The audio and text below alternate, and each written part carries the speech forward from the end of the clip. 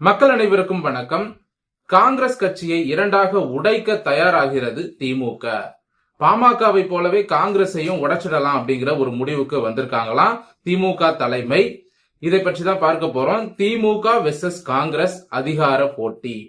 திமுகவை தொடர்ச்சியாக காங்கிரஸ் மிரட்டி கொண்டிருக்கிறது. என்ன மிரட்டுறாங்க அப்படின்னா, நாங்க விஜயோட போயிடுவோம், தாவேகாவோடு கூட்டணி வைத்துக் கொள்வோம், அதனால நாங்க சொல்றதுதான் நீங்க கேட்கணும் அப்படின்னு சொல்லி திமுகவை தொடர்ச்சியாக காங்கிரஸ் மிரட்டி கொண்டிருக்கிறது. இது என்னடா அது, அர்ப்பனுக்கு வாழ்வு வந்தா அர்த்தராத்திரில கொடை பிடிப்பான் அப்படிங்கிற மாதிரி இத்தனை வருஷமா நமக்கு அடங்கி இருந்த இந்த காங்கிரஸ் திடீர்னு நம்ம எதிர்த்துக்கிட்டு நிக்கிறாங்களே, அவங்க சொல்றதுதான் நாம கேட்கணும் அப்படின்னு சொல்றாங்களே.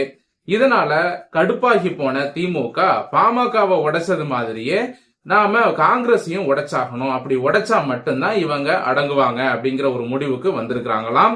இந்த 2026ஆம் ஆண்டு சட்டமன்ற தேர்தல்ல காங்கிரஸ் திமுகவோட வழிக்கு வரல, அதாவது திமுகவோட பேச்ச கேட்கல அப்படின்னா காங்கிரஸ் கட்சியை ரெண்டா உடைச்சிடலாம் அப்படிங்கிற முடிவுக்கு வந்திருக்கிறாங்க. நான் ஏற்கனவே சொல்லியிருக்கேன், காங்கிரஸ் கட்சியில பாத்தீங்கன்னா 2 டீம் இருக்காங்க. அந்த 2 டீம்ல ஒரு டீம் திமுகவிற்கு ஆதரவான டீம், இன்னொரு டீம் விஜயோட போய் சேரலாம், நமக்கு திமுக கூட்டணி தேவையில்லை அப்படின்னு சொல்லக்கூடிய ஒரு டீம். இப்படி 2 டீம் இருக்காங்க. இந்த 2 டீமையுமே உடைச்சு விட்டா, இப்ப பாமகவுல ஐயா என்ன சொல்றாரு, திமுக பக்கம் போகலான்றாரு. அன்புமணி என்ன சொல்றாரு, அதிமுக கூட்டணிக்கு போலான்றாரு. சோ 2 டீமா உடைச்சு விட்டாங்க, பிரிச்சு விட்டுட்டாங்க. இப்ப ஐயா திமுக பக்கம் இருக்கிறாரு, அன்புமணி அதிமுக பக்கம் இருக்காரு. இதனால பாமகவினுடைய அந்த முழுமையான வாக்கு வங்கி அப்படிங்கிறது உடையுது. அதே மாதிரி காங்கிரசினுடைய அந்த வாக்கு வங்கியை உடைக்கணும். எலெக்ஷன் டைம்ல கூட்டணி பேச்சுவார்த்தை நடத்தும் பொழுது திமுக சொல்லுவாங்களாம், நாங்க இத்தனை சீட்டு தான் கொடுப்போம், இதற்கு உங்களுக்கு சம்மதமா, இத்தனை சீட்டு கொடுக்கறோம், தேர்தல் செலவுக்கு இவ்வளவு பணம் கொடுக்கறோம், இதுக்கு ஓகே அப்படின்னா கூட்டணிக்குள்ள வாங்க அப்படிங்கிற மாதிரி திமுக ஒரு செக் வைப்பாங்களாம். அதை ஏத்துக்கிட்டு காங்கிரஸ் உள்ள வரணுமா. அப்படி ஏத்துக்கல அப்படிங்கிற பட்சத்துல அடுத்த கட்டமா கட்சியை உடைச்சிடலாம் அப்படின்னு யோசிக்கிறாங்க.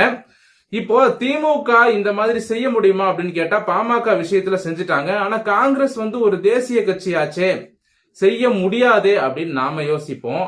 ஆனா அங்கதான் ஒரு பெரிய ட்விஸ்டே இருக்கு. என்ன அப்படின்னு பாத்தீங்கன்னா, காங்கிரஸ்ல இருக்கிறவங்களும் பாத்தீங்கன்னா எல்லோரும் பெரிய உத்தமர்கள் கிடையாது.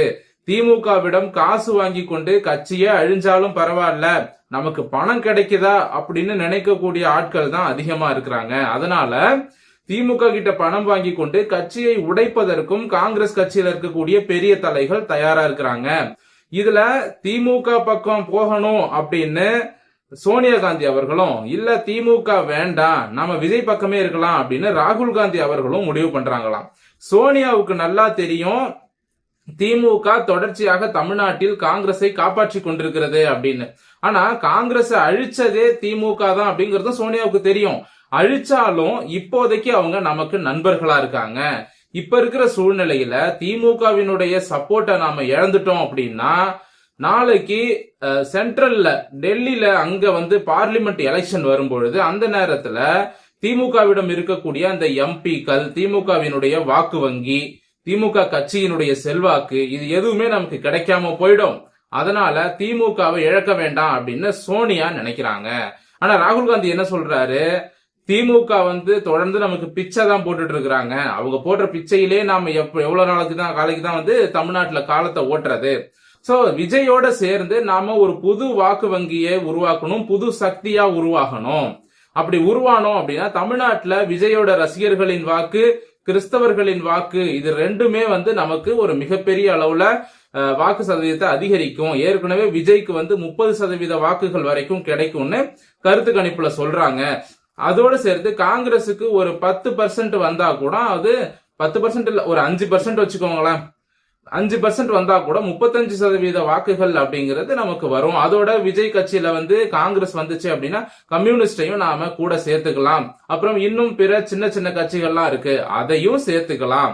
இப்படி சேர்த்து கொண்டு ஒரு புது கூட்டணியை உருவாக்கலாம், நாம மறுபடியும் தமிழ்நாட்டுல ஆட்சியை பிடிக்கலாம் அப்படிங்கிற மாதிரி ஒரு திட்டத்தை வச்சிருக்கிறாரு ராகுல் காந்தி. ஆனா சோனியா இருக்கிற வரைக்கும் இது நடக்காது அப்படிங்கிறது தெரியும். அதே நேரத்துல விஜய் அவர்களினுடைய முடிவு என்ன அப்படின்னு எதிர்பார்த்துக்கிட்டு இருக்கிறாரா ராகுல் காந்தி.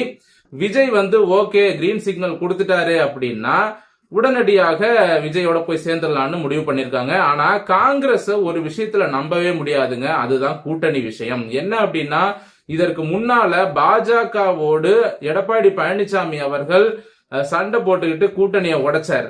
கூட்டணி பிஜேபியோட வேண்டாம், நாங்க தனியா நின்னுக்கிறோம் அப்படின்னு. அந்த டைம்ல பாத்தீங்கன்னா காங்கிரஸ் வந்து நாங்க வரோம் உங்க கூட, நீங்க பிஜேபியை விட்டு வெளியில வாங்க அப்படின்னு காங்கிரஸ் வாக்குறுதி கொடுத்ததாகவும், காங்கிரஸ் கொடுத்த வாக்குறுதியை கேட்டுதான் அதை வந்து நம்பித்தான் எடப்பாடி பழனிசாமி அவர்கள் பிஜேபியை கழட்டி விட்டாரு அப்படின்னு சொல்லப்படுது.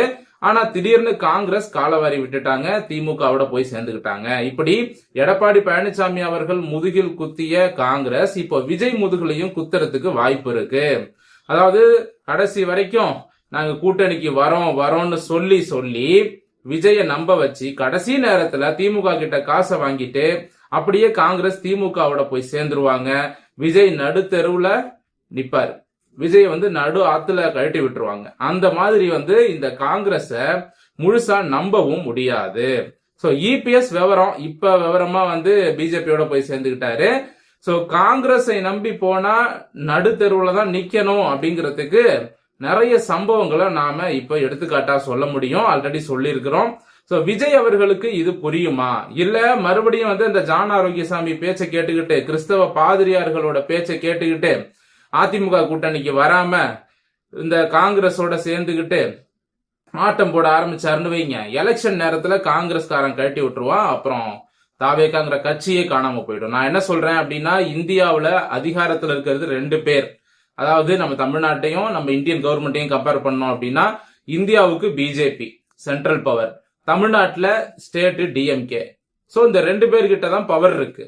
இப்போ விஜய் அவர்கள் திமுகவை கடுமையா எதிர்க்கிறாரு அப்படின்னா, இவர் வந்து அதிமுக பாஜக கூட்டணியில சென்ட்ரல்ல அதிகாரத்துல இருக்கக்கூடியவங்களோட சேர்ந்துக்கணும். அப்படி இல்லைன்னா அதிமுக ஒரு அதிகாரம் மிக்க கட்சி, அந்த கட்சியோடையாவது போய் சேர்ந்துக்கணும். இப்படி 2 பக்கமும் இல்லாம நான் வந்து நடுவுல தான் நிப்பேன் அப்படின்னு நின்னாருன்னா எல்லாரும் சேர்ந்து அடிச்சு காலி பண்ணிடுவாங்க. இதை விஜய் அவர்கள் புரிந்து கொள்ள வேண்டும். இப்போ இந்த காங்கிரஸோட விஷயத்துக்கு மறுபடியும் நாம வரோம். அந்த காங்கிரஸ் திமுக கூட்டணி அப்படின்னு பார்த்தோம்னா, இந்த காங்கிரஸ் வந்து பாத்தீங்கன்னா சிதம்பரம் அப்படின்னு ஒரு குடும்பம் இருக்குதுங்க. இந்த சிதம்பரம் குடும்பம் இப்ப யார் பக்கம் இருக்கிறாங்க அப்படிங்கறதே ஒரு பெரிய சந்தேகமா இருக்கு. கார்த்தி சிதம்பரம் பாத்தீங்கன்னா அப்பப்ப காங்கிரஸை சீண்டும் விதமா போஸ்ட் போட்டுட்டு இருக்கிறாரு. அதாவது காங்கிரஸ் தலைமையை சீன்றாரு, திமுகவை சீன்றாரு. திமுகவினர் என்ன சொல்றாங்க, திமுகவினரும் காங்கிரஸ் தலைமையும் இந்த ஓட்டு மிஷின்ல ஃப்ராடு பண்றாங்க பிஜேபி அப்படின்றாங்க.